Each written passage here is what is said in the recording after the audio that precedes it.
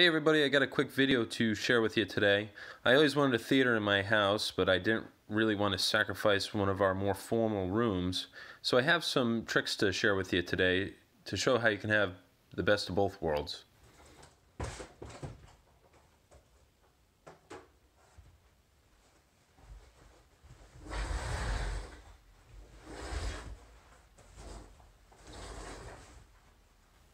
So what was that, maybe 5 seconds to move all that around? Really easy trick to do that. I added casters to the bottom of this couch. I have 8 of them on there to disperse the load if anyone's sitting on it. I have this on an old rug. If you have hardwood floors, I wouldn't recommend this because you'd probably scratch the heck out of your floor.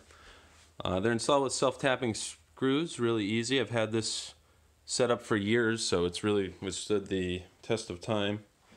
For the entertainment center, yes, that's a VCR.